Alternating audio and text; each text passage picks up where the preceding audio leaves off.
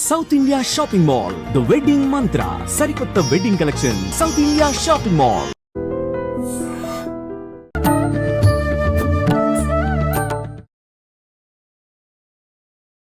నమస్కారం, welcome to I dream. ధర్మ మార్గం విత్ విజిత కార్యక్రమానికి స్వాగతం. ప్రస్తుతం మనతో పాటు ఉన్నారు ప్రముఖులు శివరుద్ర సాధు గారు. ఇప్పుడు వారితో మాట్లాడి మరిన్ని విషయాలు తెలుసుకుందాం. ప్రత్యేకించి మనకు ఆషాఢ మాసం అనగానే గుర్తొచ్చేది ఏంటండి? చాలా వరకు ఆషాఢ మాసం అంటే కొత్తగా పెళ్ళైన అమ్మాయిలు వాళ్ళ పుట్టింటికి వెళ్తుంటారు. ఇంకొక విషయం, ప్రత్యేకించి మన తెలంగాణ ప్రాంతాల్లో ఆషాఢం అనగానే మామూలుగా ఉండదు సందడి, బోనాల సందడి అనేది స్టార్ట్ అవుతుంది. ఆ నెలంతా కూడా మనం ఏ పండుగైనా ఒక్కరోజు 2 రోజులు జరుపుకుంటాం, కానీ ఈ బోనాల సందడి మాత్రం నెలంతా కూడా చాలా ఉత్సవంగా జరుగుతూనే ఉంటుంది. అసలు ఎందుకు జరుపుకుంటున్నాము, ఏంటి, ఇదంతా కూడా ఇప్పుడు వారితో మాట్లాడి తెలుసుకునే ప్రయత్నం చేద్దాం. నమస్కారం అండి. నమస్కారం అమ్మా. గురుగారు, ప్రత్యేకించి ఆషాఢ మాసం అనగానే మనందరికీ కూడా గుర్తొచ్చేది కొత్తగా పెళ్ళైన నూతన వధువు వర్ల ఇద్దరిలో ఖచ్చితంగా ఆడపిల్ల వాళ్ళ పుట్టింటికి వెళ్లాల్సిందే అని చెప్పి అంటూ ఉంటారు. అలా అత్త కోడలు ఒక దగ్గర ఉండకూడదు అని చెప్పి, ఒక గడప దాటకూడదు అని చెప్పి రకరకాల విధానాలు చెప్తూ ఉంటారు. అసలు ఏంటి వాస్తవము, దీనికి ఆషాఢ మాసానికి సంబంధం ఏంటో తెలియజేయండి. వాస్తవం అంటే మీరు మొదట కంటెంట్ అంటే మాట్లాడేటప్పుడు ఏమన్నారు, ఆషాఢం అనేది ఆడపిల్లలు ఇంటికి వెళ్తారు. అవును, ఆడపిల్లలు ఇంటికి వెళ్ళడానికి గల అంతరార్థం చాలామందికి తెలియాల్సిన అవసరం ఉంది. ఇందులో 2-3 సంవత్సరాల నుంచి గమనించి చూసినప్పుడు అమ్మా, బోనాల పండుగ మీరు అన్నట్టుగానే ఉత్సాహం చాలా ఎక్కువగా పెరిగి భక్తి చాలా ఎక్కువగా జరుగుతున్న సందర్భం. దీనికి మూల కారణం ఆ మధ్య వచ్చిన విజృంభణ కరోనా అని చెప్పవచ్చు. తర్వాత చాలామంది ప్రాణం మీద, భగవంతుడి మీద కొంచెం శ్రద్ధ చూపించారు. అంటే రామ మందిరం ఏ విధంగా అయితే మొదలైందో అమ్మా, మహాకుంభమేళ నుంచి మొదలుపెట్టేసి భక్తిలో చాలామంది లీనమవుతున్నారు. అవును. కానీ అంతరార్థం ఏంటంటమ్మా, భక్తిలో మన సంస్కృతి, గతంలో మన పెద్దలు ఇచ్చిన పరంపరని మర్చిపోవడమే. బోనాల పండగ అన్న విషయము చరిత్ర, ఇతిహాస పురాణాలలో ప్రపంచం మొత్తం అందరికీ తెలియాల్సిన పండగే. తెలంగాణ ప్రజలకి అంకితం అయిపోయి ఉన్నది. అవును, ఆంధ్ర ప్రజలు కూడా చేస్తారు, కానీ అమ్మ ఇక్కడ జరిగినంత బీభత్సం ఉండదు. మనదంతా ఇక్కడ ఏంటంటే అసలు నెల రోజులు మీరు ఏ వీధిలో చూసినా సందడి ఎక్కువ. అంతరార్థంలోకి వస్తే దైవాధీనమైన మహాముక్కంటి పండగ ఇది. అసలు శివుడు అనేది పండగలో కనబడడు ఇక్కడ. ఈ పండగ ముఖ్యమైన పండగ, మూలదాత ఆయననే ఈ పండగకి. ఎలా అండి? మహాముఖంటి ఒక చిన్న వివరణలోకి ఎలా వెళ్తాడంటే అమ్మా, చాలా మందికి తెలంగాణ ప్రజలకి ఒగ్గు కథలు తెలుసు మన దగ్గర, చరిత్రలు చాలా బలంగా వింటూ ఉంటారు. అలా మహాముఖంటి ఏం చేస్తారంటే, పార్వతీమాత ఒక సమయంలో తండ్రిని అడుగుతుంది, నాదా నేను ఒక స్త్రీ అంటే ఒక భార్యాభర్తల కలయికతో వచ్చిన సంసారం 9 నెలలు మోస్తున్న ఆ తరుణం నేను నిండుగా చూడాలి, అలా ఒక బిడ్డని నేను కనాలి. దైవాధీనంలో ఏంటంటే అమ్మ, అన్ని వరాల చేత పుట్టిన వాళ్ళే ఉంటారు. కొందరు గంధం అని, కొందరు పసుపుతోని, కొంతమంది తులసి దునిచి. తులసి మాత అనేది మనకు తులసి చెట్టు రూపమే తెలుసు, కానీ ఆవిడ తులసి మాత. ఆవిడ వచ్చేసి స్వయాన శ్రీ లక్ష్మీమాత చెల్లెలు. అప్పుడు నేను ధన్వంతరి గురించి మీకు పూజల గురించి చెప్పినప్పుడు ఆ విషయ వివరణలు వచ్చాయి. ఇలా ఇలా వండుకుంటుందని నేను దీపావళికి సంబంధించిన విషయాల్లో మాట్లాడాను. ఇలా ప్రతిదీ చూడండి అమ్మ, వరం చేత పుట్టినప్పుడు అమ్మ కోరిన ఆ మాట పార్వతీమాత, తండ్రి కొంచెం ధిక్కరిస్తాడు. అలా వద్దు పార్వతి, 9 నెలలు మోయడం అంటే చాలా చాలా కష్టమైన పరిస్థితి. ఇదంతా ముఖ్యమైనదంటే తండ్రి ఉద్దేశం, అమ్మ అంటే చాలా ప్రీతి తండ్రికి. 9 నెలలు మోయడము, మళ్ళీ తర్వాత ప్రసవించిన తర్వాత ఆరోగ్య పరిస్థితుల గురించి అన్నీ ఆలోచించి తండ్రి ఏమంటాడనంటే, మీరు నేను చెప్పినట్టు చేస్తే నువ్వు గర్భాన్ని దాలుస్తావు, కానీ నేను హెచ్చరిస్తున్నాను, నువ్వు గర్భాన్ని దాల్చకూడదు అని అంటాడు. అంటే తండ్రిని అమ్మ కొంచెం మారం చేసి, కొంచెం గారవంగా అది చేసి అడిగితే తండ్రి ఏం చేస్తాడు, ఇంకా తప్పని పరిస్థితుల్లో తదాస్తు అంటాడు. తదాస్తు అన్నప్పుడు అమ్మ నియమాలు ఏమి తేవాలి అని తండ్రి చెప్తాడమ్మా. తండ్రి ఏమంటాడంటే, పార్వతీమాతకి కప్ప ముట్టని నీళ్లు, తుమ్మద వాళ్ళని పువ్వు తీసుకొని రావాలి, అత్యంత ఉన్నాయి, అత్యంత పవిత్రమైన ఒక పండు, ఆ పండు సమర్పించినప్పుడు మహాముఖంటిది అయి ఉండాలి అది. అది ఆయన గారి ద్వారా వచ్చి సృష్టి రహస్యాలని, అంటే అది కొట్టిన తర్వాత పూజ సమాప్తం. ఇది ఎక్కడి నుంచి తేవాలి అమ్మకు తెలియదు. ఈయన కప్ప ముట్టిందేనంటే ఎక్కడ సరస్సులో వెళ్ళినా, ఏ నీళ్ళల్లో వెళ్ళినా అయితే ఖచ్చితంగా ఏదో ఒక జీవరాశి ఉంటే ఉంటుంది. తర్వాత 9 వాళ్ళని పువ్వే లేదు ఈ లోకంలో, ఖచ్చితంగా వాళ్తుంది. అలా ఆలోచించినప్పుడు అమ్మ ఏం చేస్తుందంటే వాటిని ఎతకడానికి వెళ్తుంది. మహాముఖ్యంటి ఆలోచన ఏంటంటే నేను నీకు వరం ఇవ్వలేదు అని అమ్మ అక్కడి నుంచి గడప దాటగానే ఆయన నాలుక మీద రాసుకుంటాడు, నేను వరం ఇవ్వలేదు పార్వతీమాతకి అని మర్చిపోతాడు. మర్చిపోయినప్పుడు అమ్మ ఏం చేస్తుంది, భూమండలానికి బయలుదేరుతుంది. ఈ గర్భానికి సంబంధించిందంతా జరిగేది భూమండలంలోనే, మానవ శరీరాలతోనే అవుతుంది. కాబట్టి అమ్మ సహజ సిద్ధంగా బయలుదేరి అన్ని ఊర్లు తిరుగుతూ తండ్రి చెప్పిన మహాపండు ఎక్కడుందో కనిపెడదామని తిరుగుతూ ఉంటుంది. ఎక్కడా దొరకకపోగా అమ్మ 6-7 నెలల ప్రయాణం చేసిన తర్వాత ఒక దగ్గర పరమశివుడు ఏం చేస్తాడంటే అమ్మ పడే బాధ చూడలేక జంగముడి రూపంలోనే వచ్చి గట్టిగా మందలిస్తాడు. అది దొరకదు, ఇక్కడ దొరకనప్పుడు మీరు ఎందుకు తిరుగుతున్నారు, మీరు వెళ్ళి మహాముఖంటి చెప్పినట్టే వినాలి అని చెప్తే అమ్మ లేదు తండ్రి అర్థం లేనిది చెప్పడు నా నాదుడు, కాబట్టి ఖచ్చితంగా ఇది ఎక్కడో అక్కడో ఉండే ఉంటుంది, నేను కనుక్కుంటానని చెప్తే అమ్మ ఆ ప్రేమ చూసి తండ్రి ఏం చేస్తాడంటే, నువ్వు కొంచెం ఆలోచన చేయమ్మా పార్వతమ్మ, ఒక కొబ్బరికాయ తీసుకొని వస్తే అందులో ఉన్న నీళ్లు ఎవరు ముట్టరు, ఒకటి అందులో ఉన్న పువ్వు ఏ తుమ్మెద వాలదు, అది సమర్పిస్తే దాని వెనకాల జుట్టు తీసేస్తే మొత్తం గుండ్రగా చేస్తే మూడు ఉంటాయి దానికి వెనకాల బ్యాక్ సైడ్, అది మహాముఖంటికి ప్రతీక అనమాట. అంటే పరమశివుడు ఇచ్చిన మహాప్రతిక, అది మహావరప్రసాదం భూమండలానికి. దాన్ని మీరు స్వీకరించి తీసుకెళ్తే మీరన్న ఆ కోరిక తీరుతుందేమో ఆలోచన చేయండి అని చెప్పకుండానే ఒక హింట్ ఇస్తాడు. హింట్ ఇచ్చినాక అమ్మ ఏం చేస్తుంది, అడవిలలో తిరిగి ఆ పండు మొత్తానికి కొబ్బరికాయ సంపాదిస్తుంది. సంపాదించిన రోజు ఆ కొబ్బరికాయ ఎలా అయితే చేతికి వస్తుందో తల్లి గర్భంతో ఉంటుంది, అప్పుడు 9 నెలల గర్భం వచ్చేస్తుంది అప్పటికి. ఆ సమయం పరమశివుడు కూడా అమ్మ ఎక్కడెక్కడ పోతుందో గ్రహిస్తూనే ఉంటాడు. కానీ పరమశివుడు ఏం చేస్తాడంటే, నీకు వరం ఇయ్యలేదు అన్న మాట రాసుకుంటాడు. ఇక్కడ రాసేసుకున్న చేత అమ్మ వచ్చి పరమశివుడికి ఈ విధంగా జరిగింది చూడండి, మీరు అన్నట్టుగానే పండు దొరికిన సమయానికి నేను నిండు చూలాలని, ఈ విధంగా గర్భాన్ని మీరు అన్నట్టుగానే నేను దాల్చాను పరమేశ్వర, అది ఇదని చెప్పినప్పుడు తండ్రి ఏమంటాడు అంటే, 9 నెలలు ఎక్కడికి పోయింది అన్న ఆలోచన కొంచెం తీవ్రంగా ఖండిస్తాడు. నేను లేని సమక్షంలో నీవు ఎలా గర్భవతి అయ్యావు, నేను లేని సమక్షంలో నీకు ఏ విధంగా ఇది సాధ్యమైంది అని అమ్మని కొంచెం విమర్శలకు గురి చేస్తారు. అంటే ఒక అనుమానంగా అమ్మ అంటది, లేదు మీరే నాకు మాటిచ్చారు, మీరు మాటిచ్చిన రోజు నుంచే నేను ప్రయాణించాను, ఈరోజు ఈ సమయానికి పండు దొరికే సమయానికి నేను గర్భవతిని అని అంటే మీరే మూలకారం ఇందులో అని అంటే తండ్రిని నమ్మడు. ఎందుకంటే ఆయన మర్చిపోవడానికి రాసుకున్నాడు కదా. ఎందుకు రాసుకున్నాడు అలా ఆవిడ పోకూడదు 9 నెలలు. 9 నెలలు ఎందుకు పోవాలి? పార్వతీమాత గర్భం దాల్చి మళ్ళీ బిడ్డని కన్నాక, ఆ బిడ్డని కన్న తర్వాత మోయడం చేయడం పాలియడం, అమ్మ శరీరం కావచ్చు, ఆరోగ్యం కావచ్చు, ఏదైనా పాడు కావచ్చు అన్న ఆలోచనతో తండ్రి ఏమంటాడంటే, నీకు కావాల్సిన వాళ్ళని నేను తదాస్తు అంటే వస్తారు కదా, నేను మీకు ఇక్కడే ఎందుకు సంవత్సరం నువ్వు అంత కష్టపడ్డం ఎందుకు, నువ్వు అనుకున్న ఆ శక్తి ఎవరో, నువ్వు అనుకుంటున్న ఆలోచన ఏందో నేనే నీకు సృష్టించి ఇవ్వగలను. కానీ అమ్మ ఏమంటది, నేను మొయ్యాలి అంటది. అది నచ్చక అది ఆలోచించి తండ్రి ఆవిడ కొన్ని పరీక్షలు పెడితే అమ్మ గెలిచి వస్తే అప్పుడు తండ్రి అంటాడు, లేదు ఇందులో నా ప్రమేయం లేదు అని చెప్పేసి అమ్మని కొంచెం తీవ్రంగా అవమానపరుస్తారు. పరిచినప్పుడు ఏం చేస్తారంటే, నీవు నిజంగానే పతివ్రతవైతే అగ్గిలో కాలాలి, అగ్గి నీకు ఒకవేళ తగలకపోతే నువ్వు పతివ్రతవి. ఇలా కొన్ని కండిషన్స్ మనకి తెలిసిన శాస్త్రాల్లో ఉన్నాయి. ఇలాంటి అమ్మ సిద్ధమవుద్ది, ఒకటి చితి పేలుస్తున్నట్టుగా పేర్చి అమ్మని అందులో కూర్చోబెడతారు, పడుకోబెడతారు. అప్పుడు నిండుగా గర్భవతి అయి ఉంటుందమ్మా. బాగా గమనించాల్సిన విషయం ఇది. అప్పుడు గర్భవతి అయిన సమయంలో బ్రహ్మ విష్ణు మిగతా దేవతలందరూ వస్తారు. అలా చేయకూడదు, పార్వతిని కాల్చడం చేయడం, అమ్మని జగన్మాతగా మీరు అవమాన పరీక్షలు పెడుతున్నారు అని అంటే తండ్రి కొంచెం ఎవరికి వినకుండా, అగ్గి కూడా దొరకదు, అమ్మో నేను ఆవిడని కాల్చలేను, ఆవిడని కాల్చగలుగుతామా, మహాపతివత అని పారిపోతే తండ్రి 3వ కంటి నుంచి అగ్గిని సృష్టించి అమ్మ పడుకున్న ఆ చితిని కాలుస్తాడు. కాల్చే సమయానికి అమ్మ కడుపులో ఉన్న బిడ్డ ప్రసవించే సమయం అవుతుందమ్మ. ప్రసవించగానే తండ్రి ఏం చేస్తాడంటే, ఒక తరుణంలో అమ్మ గర్భంలో ఉన్న బిడ్డకి చౌడాలమ్మ అనే ఒక శక్తి స్వరూపిణి అయిన ఒక ఆదిపరాశక్తి దేవత, గొల్ల మహారాజుల యొక్క దేవత అనమాట. ఇప్పుడు చౌడాలమ్మ తల్లి లేదు, నాకు తెలిసి చాలా రేర్లో వింటాం ఆవిడ గుడి. నేను ఈ మధ్యకాలంలో ఒక దగ్గర చూసా గుడి, చౌడాలమ్మ.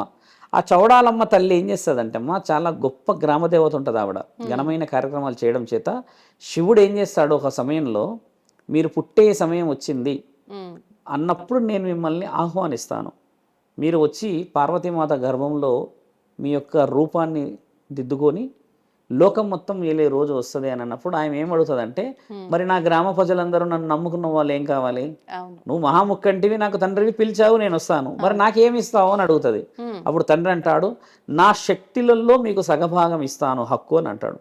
శరీరంలోనేమో సగభాగం పార్వతీమాత, శక్తులలో సగభాగం మీకు ఇస్తాను చూడాలమ్మ అని అన్నప్పుడు అమ్మ చాలా ఆనందంగా స్వీకరించి తల్లి గర్భంలోకి వెళ్తుంది. వెళ్ళినప్పుడు చౌడాలమ్మ ఆల్రెడీ శక్తి స్వరూపిణి అవ్వడం చేత అమ్మకి పెట్టిన మంట కాలనివ్వదు. కాలనివ్వకుండా ఏం చేస్తుంది అమ్మ పార్వతీమాతని మొత్తం కప్పేస్తుంది ఆవిడ శరీరంతో. ఆ గర్భంలో నుంచి బయటికి రావడే చిన్నగా ఉండి మొత్తం అమ్మని కవర్ చేయగానే ఆ మంట మొత్తం బిడ్డని కాల్చేస్తుంది.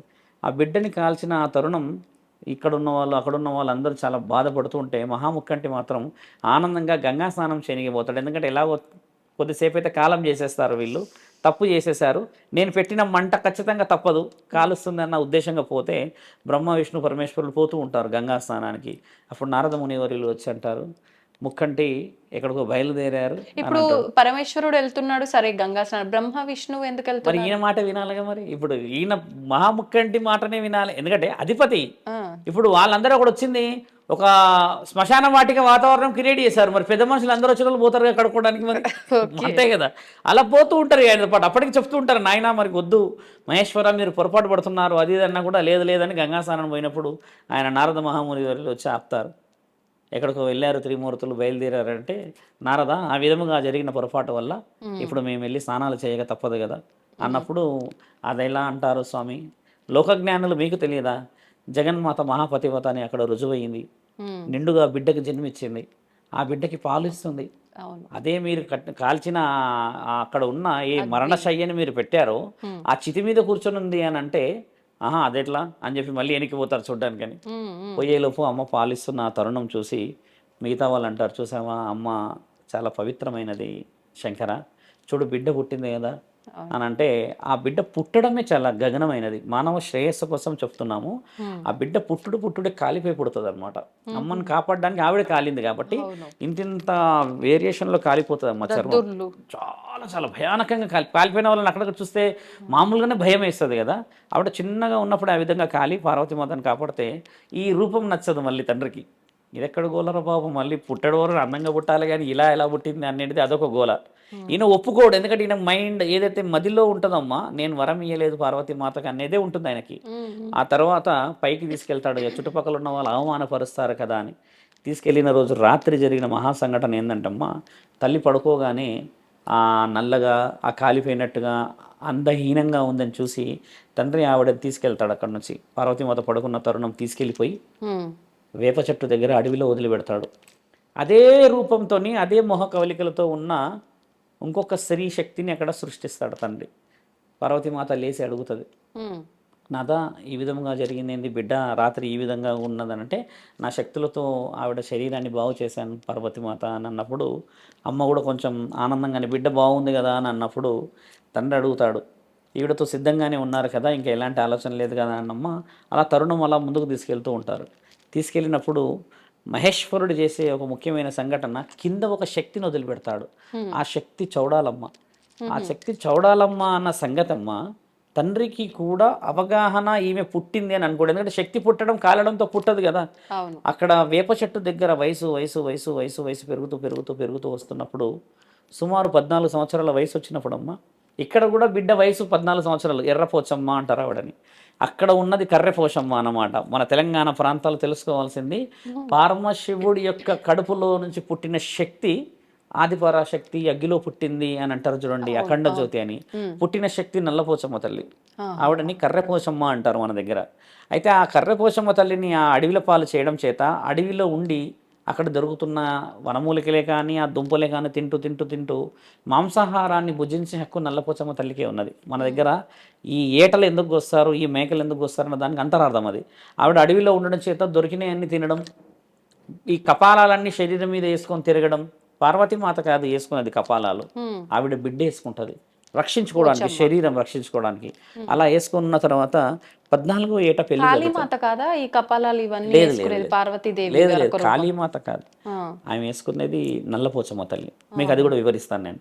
అయితే 14వ ఏట పెళ్లి చూపులు జరుగుతాయి పైన, ఎందుకంటే ఎర్రపోచమ్మ తల్లికి పెళ్లి చేయాల్సిన సమయం వచ్చింది కదా అని. కిందనేమో కర్రెపోచమ్మ తల్లి ఉంటుంది. కర్రెపోచమ్మను వదిలిపెట్టి లోకం మొత్తం తెలియదు కదా కర్రెపోచమ్మ తల్లి శివుడికి పుట్టిన మహానీయురాలని. ఎర్రపోచమ్మ తల్లికి అంగరంగ వైభవంగా పెళ్లిలు కార్యక్రమాలు ఇవన్నీ జరుగుతున్న సమయం చూడముచ్చటగా ఉన్నప్పుడు ఈ నోట ఆ నోట అమ్మకి కూడా తెలుస్తుంది. 14వ సంవత్సరం వచ్చినప్పుడు నేను ఒక శక్తి స్వరూపిణి అని అమ్మ కనిపెడుతుంది. అమ్మ ఏం చేస్తుందంటే ఆ పెళ్ళిని ఆపాలి, నా తండ్రి నాకు చేసిన అవమానాన్ని నా తల్లి పార్వతీ మాతకు తెలియజేయాలి, లోకం మొత్తం తెలియజేయాలి అని అన్నప్పుడు అమ్మ ఈవిడ ఏం చేస్తుందంటే ఆ పెళ్లి సమయానికి శివుడి రూపమే తీసుకొని కింది నుంచి ఆ పెళ్లి జరుగుతున్న ప్రదేశానికి బయలుదేరుతుంది. బయలుదేరి అక్కడ ఉన్నప్పుడు అందరూ ఏమనుకుంటారు, శివుడే వస్తున్నాడు, శివుడితో మాట్లాడాలన్న ఆ తరుణం చూసి చూసి చూసి అందరు అడిగితే ఈవిడ ఏం చెప్తుందంటే నాకు ఇంకొక బిడ్డ ఉంది, ఆవిడ కర్రెపోచమ్మ, ఆవిడ భూమండలంలో ఉంటుంది, ఈవిడ ఎర్రపోచమ్మ, ఈవిడ పెళ్లి చేస్తున్నాను అంటారు. అంటే మిగతా వాళ్ళందరిలో ఎవరో ఒకరు ఉంటారుగా కొంచెం తింగరికి ఆలోచించేటోళ్ళు, అదేంది కర్రెపోచమ్మ ఉందన్నప్పుడు మరి ఆవిడ పెళ్లి చేయాల్సింది వదిలి ఈవిడ పెళ్లి చేస్తున్నాడు, మళ్ళీ బిడ్డ ఇంకొక బిడ్డ ఉందని అంటున్నారు, దీంట్లో అంతరార్థం మాకు ఎవరికి చెప్పలేడు కదా అని ఈ నోట ఆ నోట కలిసి మహాముఖ్యంటి అక్కడ గాఢమైన యోగ నిద్రలో ఉన్నప్పుడు పోయి ఆయనకు చెప్తారు, మీకు ఇంకో బిడ్డ ఉందంట కదా అంటానంటే ఎవరు చెప్పారు ఈ ఇంత పెద్ద రహస్యం అని చెప్పేసి ఊటాఊటినే లేచి వస్తాడు. మీరే చెప్పారు, అక్కడ బయట అందరూ అనుకుంటున్నారు కదా మీరే చెప్పారంట కదా అని అన్నప్పుడు లేదు లేదు అలాగేం లేదని చెప్తే బయటకు వచ్చి చూసేలోపు ఈవిడ అందరితో మాట్లాడుతూ ఉంటుంది. వాళ్ళ భార్యడు త్రిశూలం పట్టుకొని శివుడే ఉంటాడు, బయట శివుడే ఉంటాడు, ఇక్కడ శివుడే ఉంటాడు, ఇద్దరు మాట్లాడుతూ ఉంటే అప్పుడు శివుడు వచ్చి అంటాడు కొంచెం ఎంత మాయ కనబడుతుంది అని చెప్పేసి, నీవు శివుడు కాదు అది కాదు ఇది కాదు అని అంటే ఇద్దరి మధ్యలో మరి ఎవరు నిజమైన వాళ్ళు తెలుసుకోవాల్సిన అవసరం ఉంది కాబట్టి నాతో తలబడి నన్ను ఓడగొడితే గెలిచిన వాళ్ళే శివుడు అని నిర్ణయిస్తారమ్మా. ఇది చాలా వివరంగా పోయినప్పుడు ఇద్దరు బీభత్సమైన గొడవకు సిద్ధమవుతారు. ఒకరినొకళ్ళు చాలా చాలా చాలా తీవ్రంగా తలబడుతున్న సందర్భం సృష్టి మొత్తం ఆగుతుంది. అమ్మ ఏం చేస్తుంది అంటే అమ్మ చౌడాలమ్మ తల్లికి ఈయన తెలియకుండా సగం శక్తులు ఇచ్చాడుగా, మళ్ళీ ఆవిడ శక్తి స్వరూపిణే చౌడాలమ్మ తల్లి, మళ్ళీ ఈవిడ నల్లపోచమ్మ తల్లి రూపం తీసుకోవడం చేత ఉగ్రరూపం ఉంటుంది ఆవిడది. తండ్రిని ఏం చేస్తుందంటే అమ్మ ఎడమ కాలుతో ఇక్కడ తంతది, ఒక్కసారి ఇలా తన్నినప్పుడు తండ్రి అక్కడ వెనుకల పడతాడు. పడగానే అమ్మ చాలా ఆవేశంగా పరిగెత్తుకొచ్చి తండ్రి ఈ గుండె పైన ఎడమకాలు పెట్టి శివుడు రూపంతోనే ఉంటుంది, మళ్ళీ ఎడమకాలు పెట్టడమే ఆవిడ ఆదిపరాశక్తి అవుతుంది. ఒక్కసారి ఆ కేశాలు ఇక్కడ వరకు కింది దాకా ఉండి ఆ కేశాలన్నింటికీ మళ్ళీ కళ్ళు కనబడుతూ ఉంటాయి. మనం అక్కడక్కడ చూస్తుంటాం, ఒగ్గు కథల్లో చెప్తారు అమ్మకి ఇలా పాయలు తీస్తూ ఉంటే కళ్ళు కనబడ్డాయంట అని అంటారు కదా, అలా మొత్తం కళ్ళు వచ్చి ఆ కపాలాలన్నీ కనబడి అమ్మ ఒక్కసారి శివధాత్రి అంటారు. శివధాత్రి అంటే చాలామందికి తెలియాలమ్మా శివుడి వరంతో పుట్టిన దంతం, దాన్ని శివధాత్రి అంటారు. ఈ ధాత్రిలు రాక్షసుల రూపంలో చంపేటప్పుడు దేవతలు కూడా వస్తాయి చూడండి ఇట్లా బయటికి, అంటే దాంతోనే సంహరించడం అంటే కొరకడం లాంటిది, కానీ ఈ కంఠాన్ని ఖండించడం ఉండడం దాన్ని శివధాత్రి అంటారు. సందర్భం ఎలా వస్తుందంటమ్మా అమ్మ ఆ త్రిశూలం ఒక్కసారి ఇలా తీసినప్పుడు 14 చేతులు కనబడుతూ ఉన్న ఆ తరుణము శివుడు భరించలేకపోతాడు. ఈ శక్తి ఎవరు, మొహం ఎలా ఉన్నది అమ్మది నల్లగా, ఇంతింత బొబ్బులు, కాలిపోయిన శరీరం చిన్న ఉన్నప్పుడే చూసి అసహించుకున్నవాడు పెద్దగా అయినాక ఆ శక్తిని చూసి తట్టుకోలేకపోయాడు. ఇంత భయానకమైన శరీర ఆకృత అని చూసినప్పుడు ఆ 14 చేతులు ఒక్కసారి ఇప్పినప్పుడు అమ్మ ఏం చేస్తుందంటే కుడి చేతిలో నుంచి ఆ త్రిశూలాన్ని ఇలా దగ్గరికి పెట్టి గొంతు దగ్గర ఈ ఎడమ చేతులు తీసుకొని తండ్రి నాలిక బయటికి లాగుతుంది, లాగి నాలిక మీద రాసుకున్న దాన్ని తుడుపుతుంది. తుడిపినప్పుడు గుర్తుపట్టారా పరమేశ్వర, నేను కర్రెపోచమ్మని, స్వయంగా నీ అంశంలో పుట్టిన నీ బిడ్డని, నన్ను మరిచితివా నీవు, నేను నీ బిడ్డనయ్యి ఈరోజు నేనే రుజువు చేసుకోవాల్సిన అవసరం వచ్చిందా, 2 సగం శక్తులు తలబడితే ఎలా ఉంటుందో చూసారా అన్నప్పుడు తండ్రి చాలా రియలైజ్ అవుతాడు. అసలు ఎంత నా బిడ్డ ఇంత శక్తి స్వరూపిణియా, ఇంత ఈ విధముగా ఉందా, ఎందుకంటే ఆయన జ్ఞాపకంలో లేదు కదా అది. మళ్ళీ అమ్మ ఏం చేస్తుంది బీజాక్షరాన్ని తుడిపేస్తుంది, ఇది నిజం అని అన్న దాన్ని తుడిపేసి ఇదే నిజం అని చెప్పి రుజువు చేయడం చేత పార్వతీమాత అక్కడ ఎర్రపోచమ్మ తల్లి మిగతా దేవాది దేవతలు వచ్చి ఒకసారి చూసినప్పుడు తండ్రి అందరికీ ప్రకటిస్తాడు, నా బిడ్డ కర్రెపోచమ్మ తల్లి అన్నప్పుడు ఎర్రపోచమ్మ తల్లికి సందిగ్ధంలో ఉంటుంది, ఏం జరుగుతుంది ఇక్కడ అన్నప్పుడు ఎర్రపోచమ్మ తల్లిని వివరిస్తారు. జగన్మాతకు పుట్టిన మీలంతా జగాలని వేలాలి, ఈ కళ్యాణ గడియలన్నీ మీకు రావు, లోక కళ్యాణం కోసం మీరు భూమండలాన్ని పాలించాలి, గ్రామ దేవతలై మీరు ప్రతి గ్రామంలో ఇక పైన చాలా చక్కగా పూజలను నియమ నిబంధనలన్నీ అందుకుంటారు. నా బిడ్డ వచ్చిన ఈ వేళ విశేషం ఆషాఢ మాసం, అందుకని నా బిడ్డని నేను నెల రోజులు నా ఇంట్లో పెట్టుకొని అంగరంగ వైభవంగా నా బిడ్డ కోల్పోయిన గౌరవాలన్నీ నేను ఇస్తాను అని అమ్మకి మర్యాద చేసిన రోజు ఆషాఢం మొదలైన రోజు, మహాముక్కంటి బిడ్డని ఇంటికి తీసుకెళ్ళిన రోజు. కాబట్టి ఇక్కడ ఆడపిల్లలు అందుకు ఇంటికి వెళ్తారు. ఇది శాస్త్రజ్ఞానంలో ఉన్న మహా సంపద. ఇది తెలియదు మన వాళ్ళందరికీ. ఇంకొక వివరణ, అలా తండ్రి నెల రోజులు ఉంచుకోవడం చేత నెల రోజులు పండగ జరుగుతుంది ఇక్కడ. ఇదొక వివరణ. ఇందులో బోనం మాట ఇక్కడ రాలేదు. ఇదంతా భూమండలంలో వచ్చినప్పుడు బోనం ఎలా పుట్టిందన్న విషయ వివరణకు మళ్ళీ డీప్గా వెళ్తే అమ్మ, అక్కడ తండ్రి నెల రోజుల్లో ఉన్నప్పుడు అమ్మని పంపుతాడు కదా కిందికి. బోనం ఎలా వచ్చింది, ఏ విధంగా పోయిందంటే అమ్మ, మన దగ్గర వనాలు ఏదైతే ఉంటాయో ఈ వ్యవసాయానికి సంబంధించిందో జూన్ మాసంలో ఎంత నాగలి పట్టేసి తర్వాత అందరూ ఈ నీళ్ళు కోసం ఎదురు చూస్తుంటారు, అంటే వర్షం కోసం. అలా ఎదురు చూడాల్సిన సమయంలో ఈ నూతన వధూవరులు ఉంటారు కదా. ఇప్పుడు ఎగ్జాక్ట్గా మనం ఏ మాసంలో ఉన్నాం, జూన్లో కదమ్మా. దీనికి ముందు మాసం మే, అంతకు ముందుకు ఏప్రిల్ కదా. ఈ 2 months హెవీగా పెళ్ళిళ్ళు అవుతాయి, మీరు గమనించండి. ఇప్పుడు పెళ్ళిళ్ళు అయినప్పుడు మరి ఆడ మగ ఇద్దరు కూర్చొని కొత్తగా పెళ్ళైన వాళ్ళు ఒకరి ముఖాలు ఒకరు చూసుకుంటే కూర్చుంటే మరి నాగలి పట్టేది ఎవరు? పనులు ఆగిపోతాయి. అందుకని ఒక అత్త ఏం చేసిందంటే, కొత్తగా పెళ్ళైన వాళ్ళు ముఖ్యంగా భర్త మొహం చూడొద్దు అన్నది. భర్త మొహం చూడొద్దు అన్నది మీరు బాగా గమనించండి. భర్త ఇంట్లో కోడలు ఉండొద్దు అనలేరు, భర్త మొహం చూడొద్దు అనేసరికి ఏదైనా అరిష్టం ఉంటుందేమో అని ఆలోచించి ఒక పంతులు ఒక పురోహితుడు ఈవిడ కలిసి ప్రకటన ఇచ్చారనమాట. ప్రకటన ఇచ్చిన తర్వాత అందరూ ఏం చేశారు, బిడ్డల్ని ఇంటికి తీసుకుపోవడం పోయారు. శాస్త్రంలో ఈ 2 విషయాలు. దానివల్ల ఏమైందంటే భర్త మొహం చూడొద్దు కదా, కాబట్టి ఈ భర్త ఏం చేస్తాడు, కంప్లీట్గా వ్యవసాయం మీద ధ్యాస పెట్టుకోగలుగుతాడు. ఒకవేళ అత్తగారింట్లో కోడలు ఉండొద్దు అని అంటే కొడుకు కూడా వాళ్ళ అత్తగారింటి అక్కడ పోయి ఉంటాడు.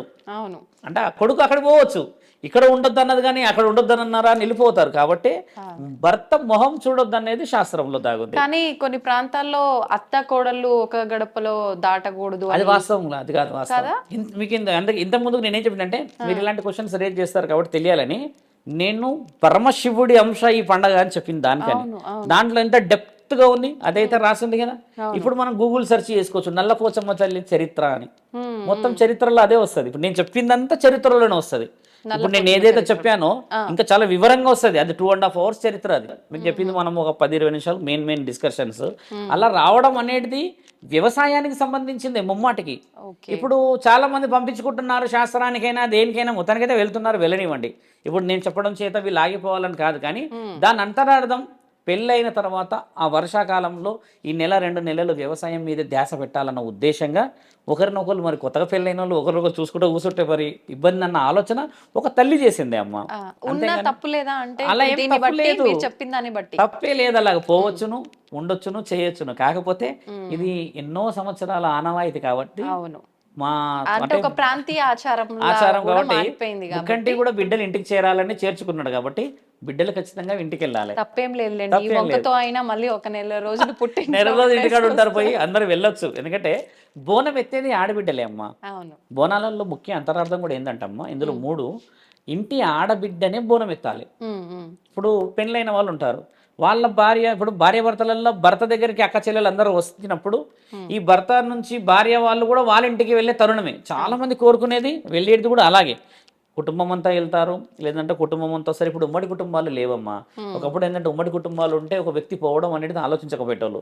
ఇప్పుడు ఏంటంటే ఉన్నరే ఇద్దరు బుడంకాయలు ఉంటారు, ఇక వాళ్ళని వేసుకొని పోవడం ఎంతసేపు అందరూ ఊరికి పిలిచి అందరూ అక్కడే చేరుతున్నారు.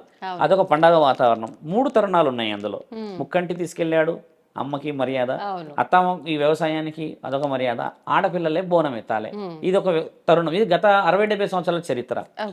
మీరన్నట్టుగా ఈ వ్యవసాయాన్ని మొదలైనప్పుడే అమ్మకి వన భోజనాలు పెట్టేవాళ్ళు. ఎందుకంటే అమ్మే కాబట్టి ఒకప్పుడు సృష్టి స్థితిని నడిపేది జగన్మాత కాబట్టి అమ్మ వాళ్ళ యొక్క అడుగు భూమండలం మీద పెట్టడానికని వ్యవసాయంలో వచ్చిన పంటలన్నీ అప్పట్లో చూడమ్మ, వరి నుంచి ఇంకా ధాన్యాల నుంచి ఏదొచ్చినా కూడా పూజ ఖచ్చితంగా చేసేవాళ్ళు.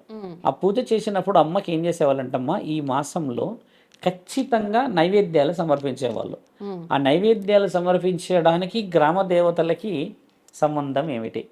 పార్వతీమాతగా పెట్టవచ్చుగా బోనం, డల్లపోచమ్మ తల్లికి, ఎల్లమ్మ తల్లికి, ముత్యాలమ్మకి, మైసమ్మకి, కనకాల కట్ట మైసమ్మ తల్లి అంటారు, పెద్దమ్మ తల్లి సరస్వతి మాత, ఎర్రపోచమ్మ తల్లి లక్ష్మీమాత, వీళ్ళకే పెడతారు మన వాళ్ళు.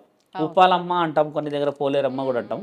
ఈ వీళ్ళకి ఎందుకు పెడతారంటే పరమశివుడు ఇచ్చిన ఆజ్ఞ గ్రామాల్లో మీరు ఉండాలి అని.